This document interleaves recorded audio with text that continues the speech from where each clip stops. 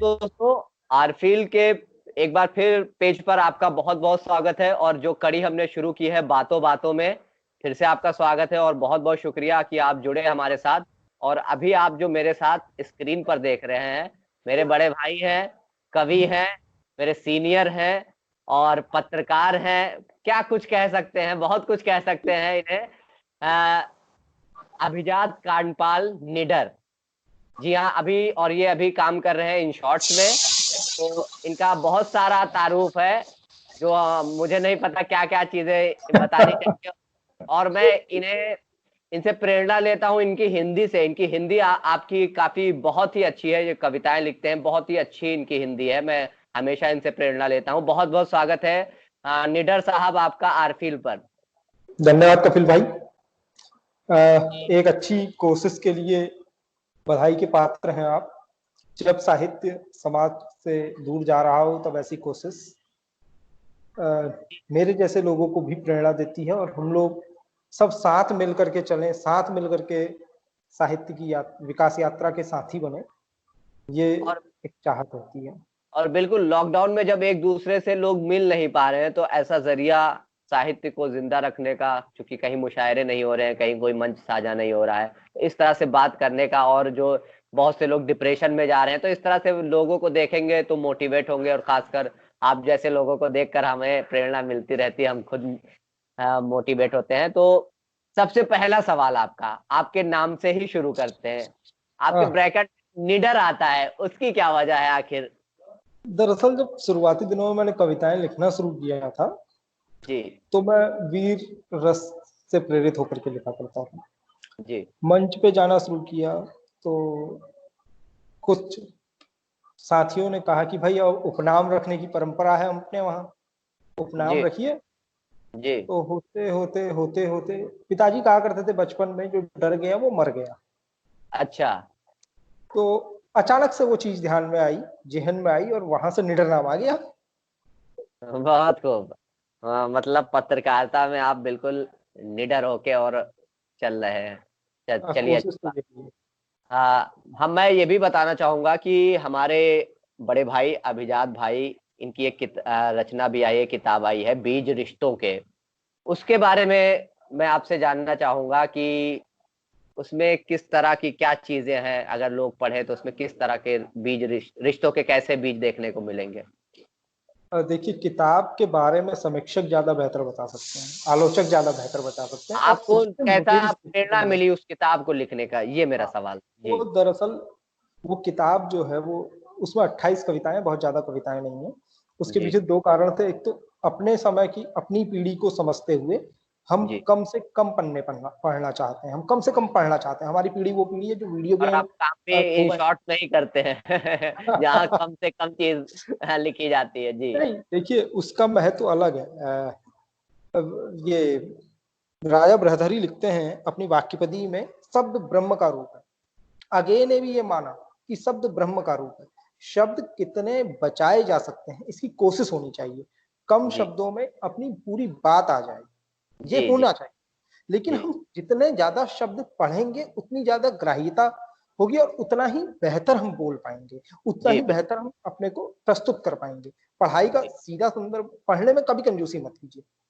मतलब बिल्कुल। मैं हमेशा एक कोशिश खुद भी करता हूँ, पढ़ने में कंजूसी नहीं होनी चाहिए। मैं खाने में एक कंजूसी कर उसमें लीजिए। से कुछ सुनना चाहूंगा, कोई एक अच्छा, कविता जो आपके बीज दिल के रिश्तों करीब एक कविता है उसी में की, है। जी, परेशानी राह रोकने आओ तो। जी, बिल्कुल। मैं वही पढ़ देता हूँ। आता हूँ। जब कोरोना का माहौल हो और नैराश्य का वातावरण हो। बिल्कुल, हाँ, अ, उससे बेहतर मैंने पढ़ी है, उससे बेहतर तो नहीं हो सकता है कुछ अभी हाँ, शुरुआत उससे में। बेहतर जी, कुछ नहीं हो सकता।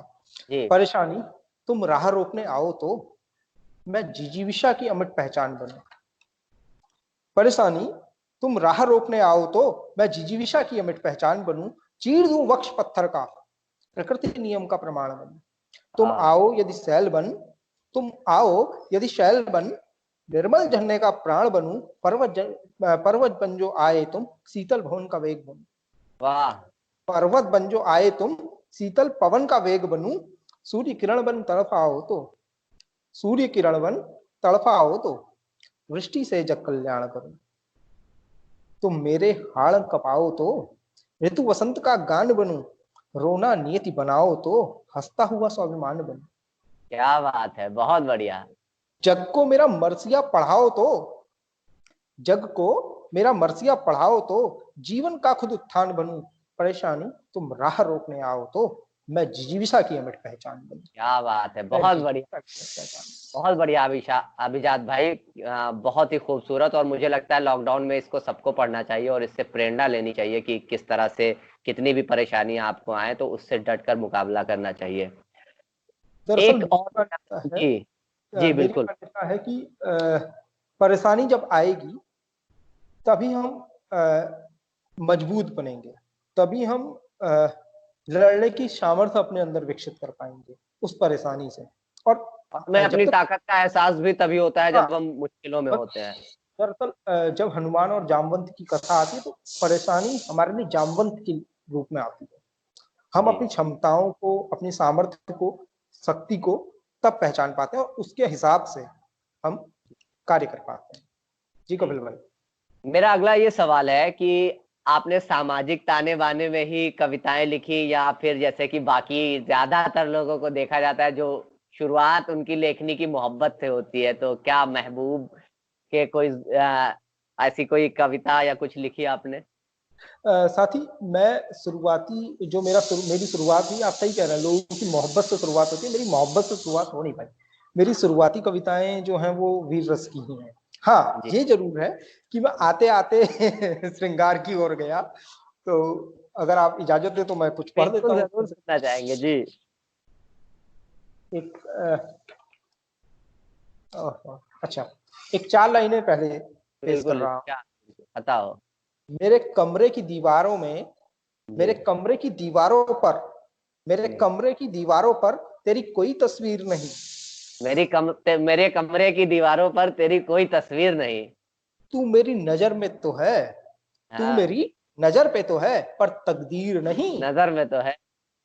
हाय हाय, काश, क्या बात है, बहुत बढ़िया बहुत काश, बढ़िया। काश बना लेता मैं आकृति तेरी, काश जी बना लेता मैं आकृति तेरी, लेकिन क्या करूं, मैं कोई मुसव्विर नहीं। मुसव्विर माने होता है पेंटर। जी। लेकिन क्या करूं, मैं कोई मुसव्विर नहीं। तस्वीर नहीं, वाह वाह। श्रृंगार रस इतना अच्छा लिख रहे थे, आपको उधर वीर रस में जाने की जरूरत ही नहीं थी, लेकिन जो आपकी लाइनें बता रही है, जैसा कि आपने बताया कि आप तकदीर में नहीं, वही बता रहा है कि आप श्रृंगार से वीर रस में क्यों गए। नहीं नहीं, आपकी मैं दरअसल वीर रस श्रृंगार में आया हुआ आदमी। अच्छा, वीर रस से हाँ श्रृंगार में, हाँ। ये बहुत कम देखा जाता है। मैं कह तो रहा हूँ, मेरी शुरुआती कविताएं जो भी मिलती हैं, या मैंने शुरुआती जब लेखन शुरू किया तो मैं वीर रस का मैं लिखा करता था। ये उम्र के साथ होता गया, ये अनुभव के इसमें साथ आता। भी इसमें भी कोई ना कोई संदेश जरूर होगा, ऐसे कोई वीर रस से श्रृंगार रस में नहीं आता है। दरअसल हाँ, इसमें मैं बताता हूँ क्या मामला था। वीर जी रस की कविताएं जो इस देश में हो रही हैं, वो मतलब हमने पाकिस्तान एक प्रोजेक्ट ले लिया, एक चाइना प्रोजेक्ट ले लिए हैं, 2 प्रोडक्ट हैं हमारे पास। जी मेरा मानना है कविता ऐसी होनी चाहिए जो अजर और अमर हो। बिल्कुल। मैथिली शरण गुप्त लिखते हैं, केवल मनोरंजन ही ना कवि का कर्म होना चाहिए, उसमें जी उचित उपदेश का भी मर्म होना चाहिए। मैंने बिल्कुल। जो वीर रस में भी लिखा, को ऐसा नहीं है कि मैंने पाकिस्तान पर नहीं लिखा। जब समझ नहीं थी तब मैंने वीर रस पे भी पाकिस्तान पे भी लिखा है। लेकिन जब से समझ पैदा हुई उसके बाद मैंने ये समझ पैदा हुई, ये साहित्य की यात्रा में पढ़ते लिखने में जब पढ़ते गए और समझ विकसित करते गए तो ये समझ में आया कि भाई पाकिस्तान प्रोडक्ट नहीं हो सकता, चाइना प्रोडक्ट नहीं हो सकता। आप बिल्कुल प्रोडक्ट ऐसा रखिए जो हमेशा रहे। सही बात है। तो एक एक कविता सुना देता हूँ मैं श्रृंगार की आपको। बिल्कुल बिल्कुल, इरशाद इरशाद। मेरा मानना है, श्रृंगार में भी मेरा एक मानना है, जी हर चीज प्रेमिका के लिए या प्रेमी के लिए ही नहीं होती, आत्मा और परमात्मा का भी मिलन की चीजें होती हैं। बिल्कुल, प्रेम की कोई परिभाषा ही नहीं है, आप हाँ, किससे जोड़। जी रोते रोते सिसकूं तो कभी जी चुप्पी को तुम ना कहना, रोते रोते सिसकूं तो कभी चुप्पी को तुम ना कहना, खुद ही छोड़ चले तुम, खुद ही छोड़ चले तुम, अब रुकने को भी मत कहना। वाह। बिखर चुका जब पूरी तरह, तुम जुड़ने को भी मत कहना, लफ्जों में ये खोजूं तुमको, छंद बनकर कविता ना कहना। क्या बात है, बहुत बढ़िया। रोते रोते सिसकूं तो कभी चुप्पी को तुम ना कहना। लापरवाह यदि हो जाऊं तो तुम जिम्मेदारी मत रहना। लापरवाह यदि हो जाऊं तो तुम जिम्मेदारी मत रहना। अरे दीदारे चांद में खो जाऊं, दीदारे चांद में खो जाऊं, छवि बनकर दर्शन मत देना। क्या बात है, बहुत बढ़िया, जब बहुत उम्दा टूट पढ़। चुकी जी जब टूट चुकी हो मेरी हिम्मत, जब टूट चुकी हो मेरी हिम्मत, तुम प्रेरक बनकर मत रहना। रोते रोते सिसकूं तो चुप्पी को तुम ना कहना। हाँ, क्या बात है, यह बहुत। यह रिश्ता कब छूटा, कब टूटा, कब रूठा। यह रिश्ता कब छूटा, कब टूटा, कब रूठा, राज किसी से ना कहना। मुक्त कर चले तुम मुझको, बंधन को भी मत कहना। क्या बात है, बहुत बढ़िया। चिरनींद चिरनींद यदि सो जाऊं तो कभी जगने को भी मत कहना। रोते रोते सिसकूं तो कभी चुप्पी को तुम मत कहना। मत कहना, क्या बात है, बहुत बढ़िया। हाँ, क्योंकि हमारे पास समय का अभाव रहता है, हाँ तो समय तकरीबन पूरा हो चुका है, लेकिन मैं आपसे बस संक्षेप में एक दो चीजें और जानना चाहूंगा कि ऐसा मुझे पता लगा है कि आपकी एक किताब और आ रही है, तो वो हाँ। कौन सी किताब है और किस विषय से जुड़ी है? जैसे ये सामाजिक ताना बाना था, तो अगली किताब आपकी कौन सी और क्या है? अगली किताब दरअसल ब्लॉगों का संकलन है। लोकसभा चुनाव 2019 के समय में ब्लॉग लिखे गए थे वो जी पुस्तकाकार लेने में और प्रूफ वगैरह होने में समय लग गया। वो जी प्रिंटिंग पे है अभी। जी तथ्य से सत्य नाम से है। लोकसभा चुनाव के समय मुझे लगा, मैंने महसूस किया व्यक्तिगत तौर पे कि जो जी मुद्दे होने चाहिए चुनाव लड़ने के वो मुद्दे नहीं है। हवा, जी। पानी, साफ हवा हमें चाहिए, साफ पानी चाहिए, मिलावटखोरी नहीं चाहिए, हमें कई चीजें, चिकित्सा अच्छी चाहिए, हमें शिक्षा अच्छी चाहिए। मतलब पूरे ये सब चुनाव में ऐसी। पाकिस्तान ही रहता है। हाँ मतलब वो जो चुनाव होता है हमारे वहाँ का वो अन्य मुद्दों पे होता है, भटके हुए मुद्दे होते हैं।